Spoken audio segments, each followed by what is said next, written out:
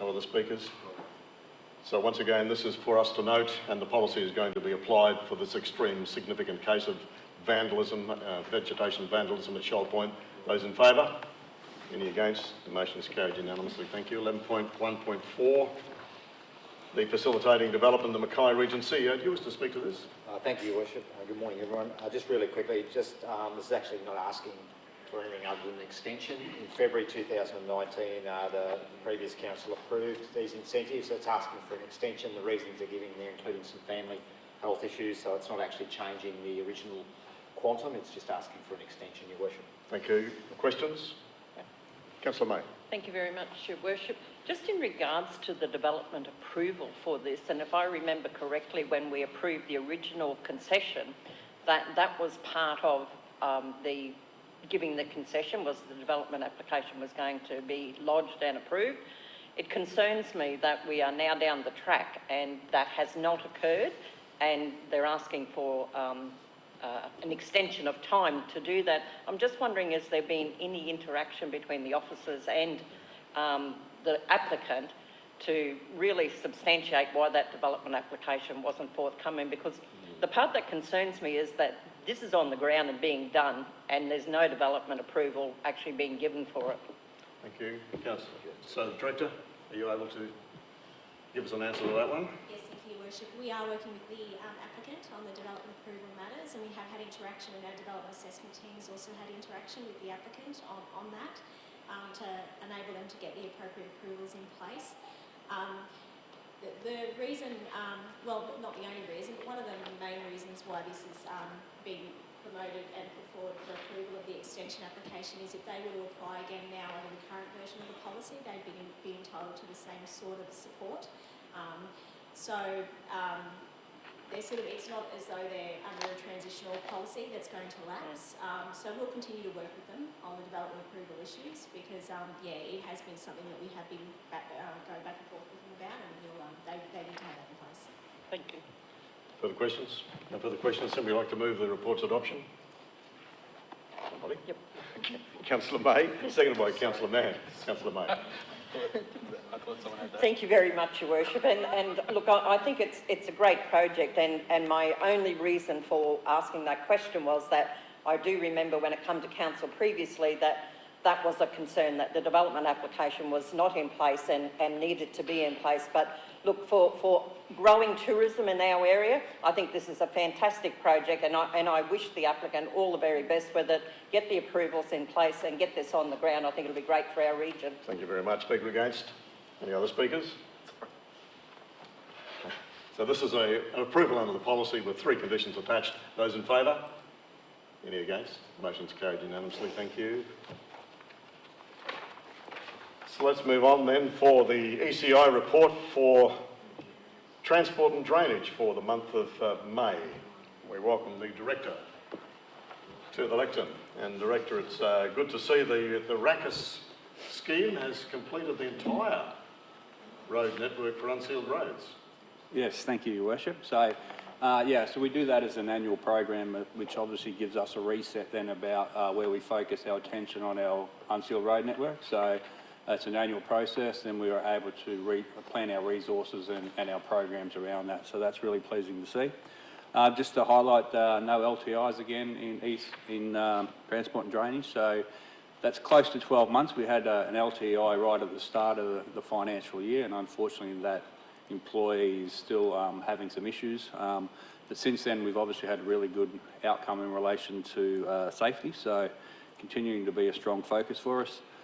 This time of year, we have a strong focus on getting into our drains and trying to maintain them as much as we can. We do have a little bit of an issue at the moment where we're trying to get some development approval to do some additional works, especially in our tidal areas where our drains are impacted. But staff are in there now cleaning out as much as we can in the best part of the year. We've just completed the resealing of the CBD footpath, so that's something that we'll look to do and monitor, but it's probably around every 3 to 5 years that we'll need to do that. The temporary signage crew, we probably had taken the opportunity in this COVID time to put an additional crew on to our signage, so we've had a large backlog do get lots of signs damaged all the time. So this is an opportunity for us to catch up a little bit, and I suppose some of those lower order ones that we haven't been able to get to are getting done. So hopefully by the end of the month we're close to back on track in relation to our signages. Other than that, I'm happy to take any Thank you further very much. Questions? Councillor Butler. Would it be fair to say that the weather, the continual drops of rain we've had, have impacted our ability to do the work that we would normally do on a lot of that drainage? Yeah. Director? Yeah, through you, Your Worship. So certainly, I mean, obviously we cater for rain because we're in the wet tropics, so we always have that. But obviously, in the drier parts of the year when we normally try and do that sort of work, obviously any wet weather does impact, and potentially that does have an impact on what we plan to do. But we just reassess and move forward on that basis. Further questions? No further questions. Councillor Bonaventura, got a question. Just on page 59, graph on unsealed road maintenance for May. Could the director give me an example of what preventative maintenance repairs entail? Like, I understand the first three. Just give me an example of what that would be. Director. Yeah, through Your Worship. So that might be where we do our Rackus run and we have a look at a section of road. There might be a small section, so if it's a 10 kilometre section, there might be 1 or 2 kilometres that are actually closer to intervention level. So we'll go in and do some work in relation to just a small section of the road, and that then allows us to obviously push out the major grade works that might occur. So we use that where we think there might be an issue or intervention levels being met in certain areas. So we'll go in and do some spot repairs in that section. So then that allows us to push out the major works longer term. So, Your Worship, Yes. does that include grading the road or just sort of repairs with a backhoe or? Yeah, through Your Worship. It could be. So yeah, it could be a minor grade on a section of road, or it could be backhoe work, depending on what the defects are. Okay, thank you. All right. Further questions? No further questions? Somebody like to move the report's adoption? Councillor Green moves. Seconded by Councillor Mann. Councillor Green? No. Okay. Are there any other speakers to this report? Councillor Bonaventura, you're speaking for? Yes, Your Worship. Where was I? On the right page. Just, and the director did mention it, it's pleasing to see over 1,000 maintenance work orders completed for the month, and the request for signage replacements are above the average for the month. That and pothole repairs, well, we won't know why they're there. But, and I'd like to thank the staff for adding an extra signage crew in this area to prevent backlog. And it's fair to say it's one of those common complaints I receive from residents that can't read this sign or you can't read that sign, or it's knocked over, so that's very good to see. I also note we have completed the usual amount of gravel road maintenance, and that's good to see. But I have to say I've received an increased number of calls from our rural areas this year, and I don't know why, but this year definitely, asking for council to grade roads in preparation for the crush. While I accept that we can't be everywhere in a short period of time, we need to remember that the harvest is seasonal and it does bring in millions of dollars to our region. So could I suggest to the director that he take that on notice for future decision making and programming prior to the start of the crush. And just one other, if I may, just in relation to Stafford's Road, there's a great photo of the completed causeway there, and those repairs at Bloomsbury are complete, and this is a great result. Having visited the site in its damaged state, on the request of a resident to have a look at it, and to again see it last Friday when it was completed, I was suitably impressed. And this is just another example of repairs that are needed within our entire region to maintain our ageing infrastructure. I commend the report, Your Thank you very much. Councillor Bonaventura, speaker against. Are there any other speakers to this report? Councillor Ballard. The reason I'm speaking on this is prompted by Councillor Bonaventura's comments. I too received a number of requests along those lines, and had the opportunity during the week to meet down on site with the director and with Andrew Gibbs, and we had a bit of a look. We spoke about the factoring in what's likely to occur, as well as just our projection on the Shepherd system. I'm actually a supporter of the system.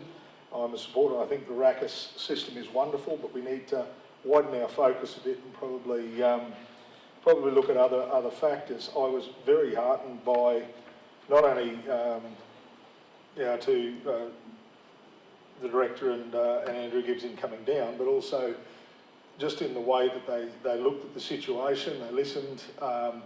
What was quite good was that the farmers there, well, the son, brought one of the carting trucks down and gave Jason the opportunity to sit in and look at it from the perspective of someone sitting in one of those trucks. Now, I believe that was educational not only for Jason, and I think we all should look at doing that when we get an opportunity, but it also won us big points with that farmer and anyone they talk to. So I'd particularly like to thank Jason and Andrew for their efforts on that one. Thanks, Councillor Bella. Thank you. Are there any other speakers?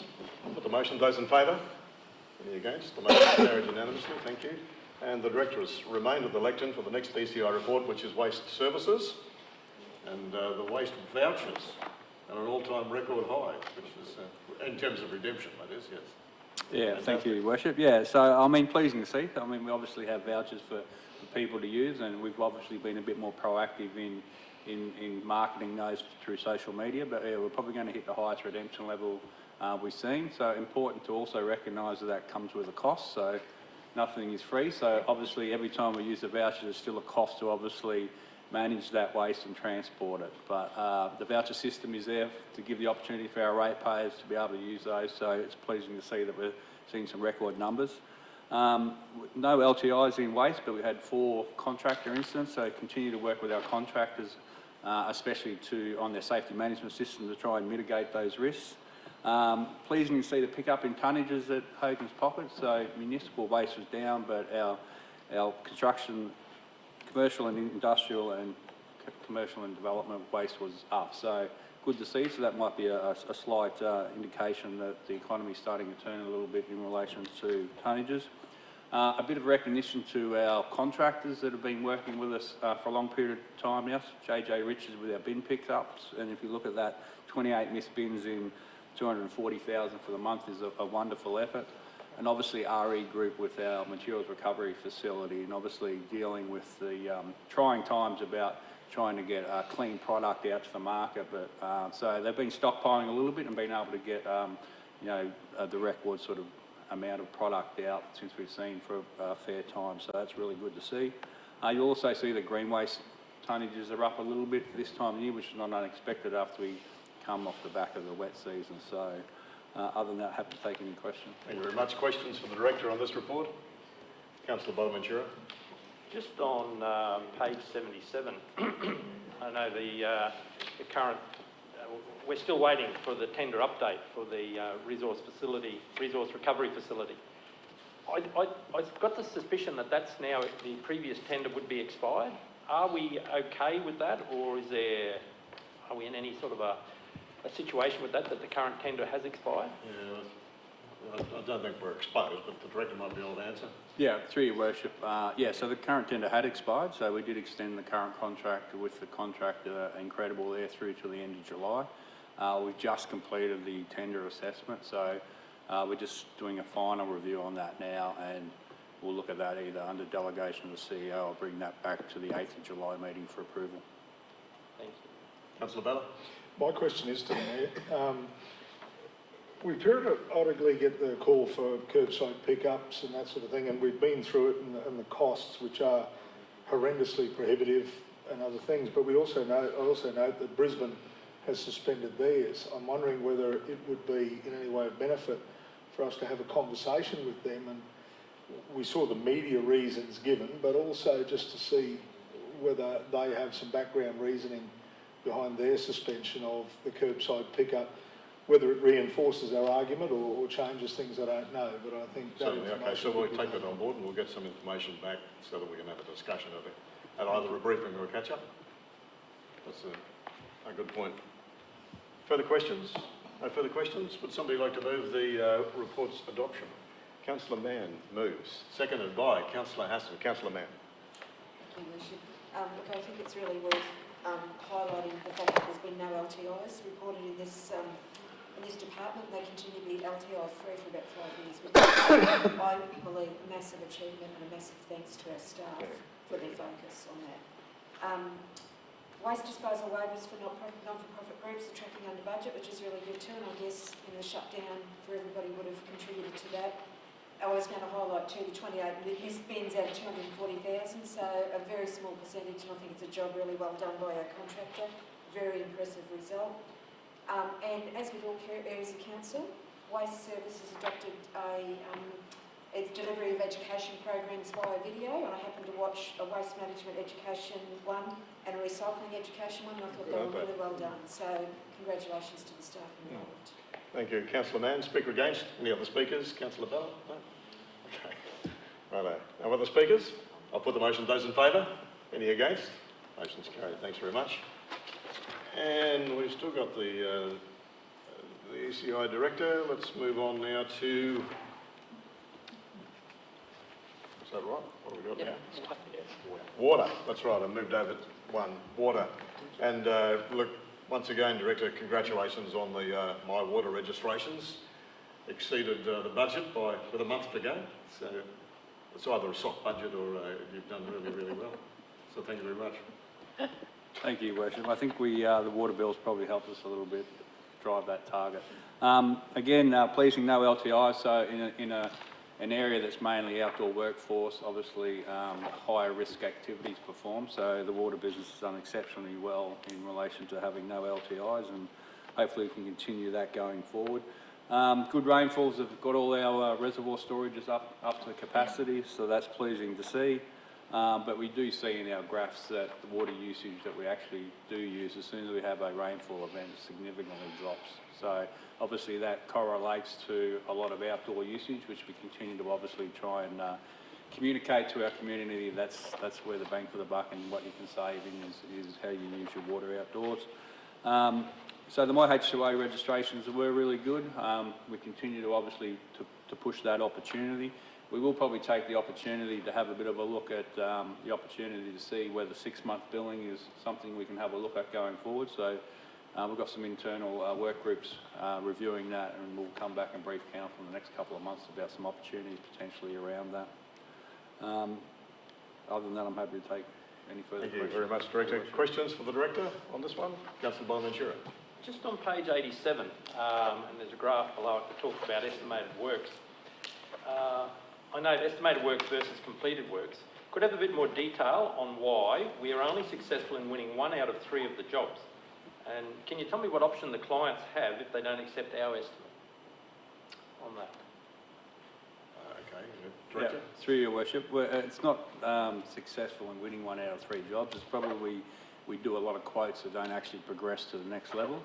So that could be around developer work where we might do multiple quotes for contractors trying to bid for work, or it could be mum and dad subdivision where they want to subdivide a lot and they'll get a price and understand what the costs are for water and sewage relocations, but not necessarily progress to the next stage. So in effect, the water and sewage work we do, there's not an alternative that someone else can actually do that work. So it's really, we're just doing lots of quotes that don't progress immediately to actual work activities.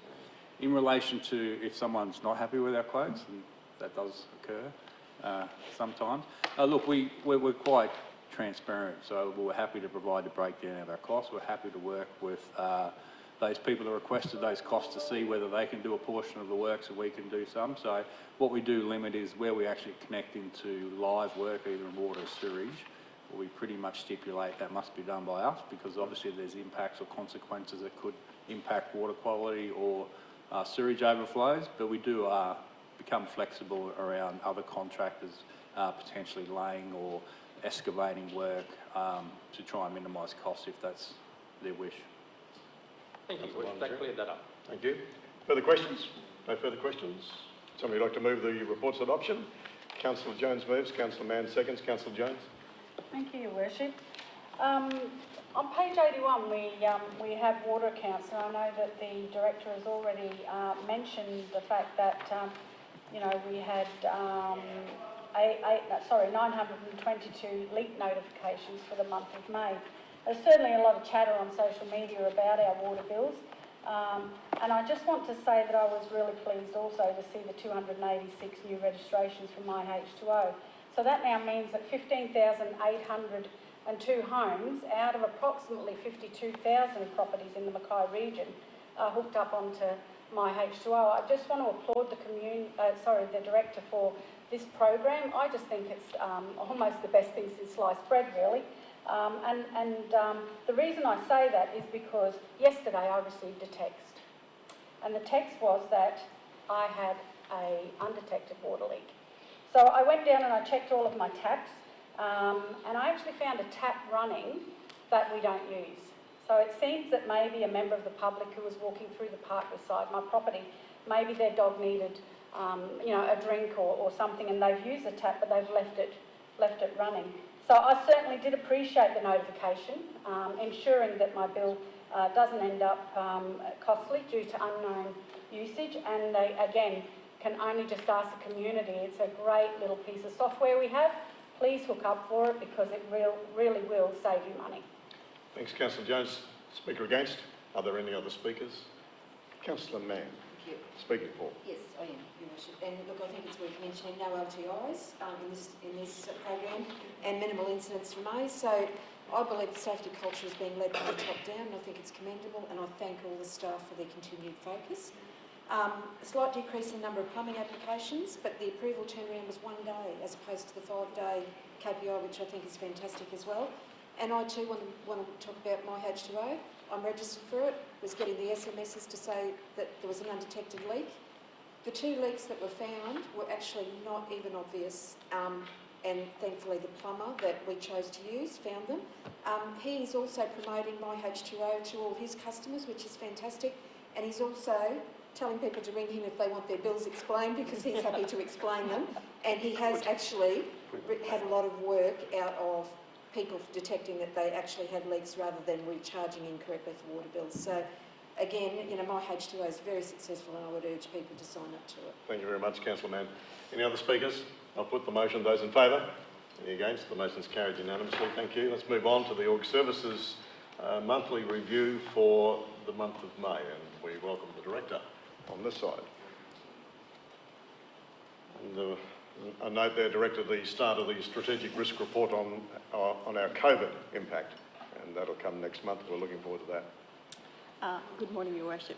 It is with pleasure I present the Org Services monthly report for May. Safety continues to be a focus for the department, with no LTIs reported since 17/18. And yes, the strategic risks for the organisation are currently being reviewed to assess the impacts of COVID-19. The operational plan was completed in May and adopted by Council at the last meeting. The call centre team continues to achieve high customer service results, which is pleasing to see. The Pioneer and Mark pools were reopened in May after closures due to COVID restrictions. A COVID safe plan is now in place, which allows more people to attend these facilities in a safe manner. So we will continue to work as the restrictions lift. Our People and Culture team is working on relaunching the White Ribbon initiative after a new provider was recently announced, and I think that's timely for our community. And a special mention to our financial services team, who have had a very busy couple of months. During May, the draft 19/20 financial statements were sent to the external auditors for review and feedback. And on top of this, they also completed many months of work on the 2021 budget, which will be presented this afternoon at the special budget meeting. So happy to answer any questions. Thank you very much, Director. Questions for the Director? Once again, Director, you get off lightly. So thank you very much. Would somebody like to move the report's adoption? Councillor Mann moves, seconded by Councillor Hassan. Councillor Mann. Thank you, Your Worship. So I too want to highlight workplace health and safety in this program. No LTIs and minimal incidents for May, and there are some high-risk areas in this program as well. I'm really pleased to see a number of business improvement projects in progress, and it just shows that as an organisation we're always looking for ways to improve processes, so it's really good to see. A total of 8,111 calls were received in May, which is a substantial increase and can be attributed to the water bills. I think what's really outstanding is 56% of the calls were closed at the first contact, which is, I think, just speaks very highly of our very trained officers. So that's all from me. Thank you very much. Councillor Mann, speaker against. Any other speakers? Councillor Bonaventura speaking for. Yes, Your Worship. Just 2 points. One, the satisfaction level graph on page 108. Again, I sort of agree with Councillor Mann in how well they're doing. The satisfaction level constantly above the 3-year average since August last year. So to beat that for a period since August last year, I think is worthy of a mention. And the only other one I'd like the Director to take on notice would possibly be that the graph on page 112, the coloured dots in relation to the separation breakdown are very, very small, and it's hard to pick which one is where, so if the Director wouldn't mind improving that, would be much appreciated. Apart from that, commend the report. Thank you very much, Councillor Bonaventura. Any other speakers? Okay, Councillor May, you're speaking for. Yes, thank you, Your Worship. I just really wanted to highlight the 483 staff that took advantage of the flu vaccinations that Council provided. It's something that just flies under the radar all the time of a service that we provide our employees with. But I think in this particular time, because of the COVID-19, that is more than 45% of our staff have taken up that flu injection, and I think that's a great thing, and I'm happy that as an organisation that we are able to provide that to our staff. Yeah, thank you. Any other speakers? No other speakers? I'll put the motion. Those in favour? Any against? The motion's carried. Thank you very much. Unanimously. 11.3.2 is the Strategic Financial Report for the month of May. It's a fairly straightforward report. CEO, do you wish to speak to this? Just to say, Your Worship, we're expecting the deficit to be between $500,000 and $1 million. I think I've said it before, we would be usually much more accurate. We're still confident that's the case, but with COVID, we had some delays on some invoices. I know the team's really heavily working on processing orders and everything else, so it'll be, we'll know when it's done, but that's where it is this year. Any questions for the CEO on this report? Pretty well straightforward, and thank you for the continuing work that goes on with the CEO and the directors, and particularly the Corporate Services Director, to keep this as on track as it possibly can be in these very, very difficult times. Would somebody like to move the adoption of the Strategic Financial Report for the month of May? Councillor Mann moves, Councillor Anglet seconds. Councillor Mann? Are there any speakers? I'll put the motion. Those in favour? Any against? The motion is carried unanimously. Thank you. 11.3.3 is the amendment to the 2020-2021 fees and charges. Although this is straightforward, it might get the CEO just to explain why it's here. Thank you, Your Worship. Firstly, apologies. We don't typically have another fees and charges after we do the main one. There's two. One was an oversight, minor oversight. The second one was when we put up our fees and charges, we assumed the state with the levy was going to implement, and then they put a delay on it. So we have to correct that, and we want to correct that obviously before the 1st of July. So that's the reason for the paper, Your Worship. Thank you. Questions to the CEO on this paper? As I said, it's pretty well straightforward. Somebody like to move its adoption? Please, Councillor Bonaventura moves. Councillor Hassan seconds. Councillor Bonaventura. The CEO said most of it. I'll just repeat it basically. Your Worship, at the ordinary meeting 27th of May 2020, we adopted the fees and charges for 2021, including the waste gate fees. 2 days later, on the 29th, the Council was advised by the Department of Environment and Science that due to the impacts of COVID-19, in a bid to support Queensland businesses, they have decided to defer legislative increases for Queensland Government's waste levy for 6 months. So in effect, we need to add a second line to 12 of our fees and charges to maintain the current value until the 31st of December, and to note that the legislative increase of $5 plus GST will take effect on the 1st of January 2021. In relation to the second amendment, fees and charges, this relates to secure cycle storage areas at both the Memorial Pool and Blue Water Quay. It is proposed that the current refundable fee of $50 bond be added to the fees and charges schedule. And this fee has been in there since 2014 and was just missed during the schedule that we recently adopted. So Council will support the amendment. Thank you very much, Councillor Bonaventura. Any other speakers? I'll put the motion. Those in favour? Any against? The motion is carried unanimously. There's no receipt of petitions today, no tenders to consider, no consideration of notified motions. There's no public participation, of course. And late business. Anybody for late business? Councillor Green. Thank you, Your Worship. I'd like to take this opportunity to thank Jason Grandcourt, the Manager for Waste Services, for giving Councillor Hassan and I a tour of the material recovery facility on the 11th of June. Jason's experience and knowledge in the field, along with a personalised talk given by Fiona Patterson, the Council's Waste Education Officer, really made it a truly educational and eye-opening experience. So thank you for arranging that. Due to the COVID-19, community tours continue to be suspended until further notice, but Fiona continues to educate the community about waste management and recycling. She recently travelled to Pioneer High School and to Urali Education and Care Centre. So thanks to this high level of community education and RE Group, the recycling centre's contractor, our cleaner recycling product is in demand. As a result, this month's tonnage is sent to market with the highest since March 2019, as we heard in the waste report. So continuing to have an excellent result in this challenging market. Thank you very much, Councillor Green. Any further late business? No further late business? Councillors, we have some fairly well standard, 4 standard reports for consideration and confidential, although they are standard reports. Does anybody think that we need to move into confidential mode to receive them? No? Okay, let's move on. So the first one is the approved concessions under the Facilitating Development Policy in the Mackay region for May. Would somebody like to move its adoption? Councillor English moves. Councillor Mann seconds. Those in favour? Any against? It's carried unanimously. 17.2, approve of sponsorship under the Invest Mackay Events Attraction Program for May 2020. Somebody like to move its adoption? Councillor Hassan moves. Councillor Green seconds. Those in favour? Any against? It's carried. 17.3, the draft minutes of the Invest Mackay Events and Conference Attraction Program for the Advisory Committee meeting on the 8th of June. Moved by Councillor May, seconded by Councillor Green. Those in favour? Any against? It's carried unanimously. And finally, 17.4, the Legal Services Report for this month. Moved by Councillor Mann, seconded by Councillor Townsend. Thank you very much. And I'll put that motion. Those in favour? Any against? The motion is carried. Thank you.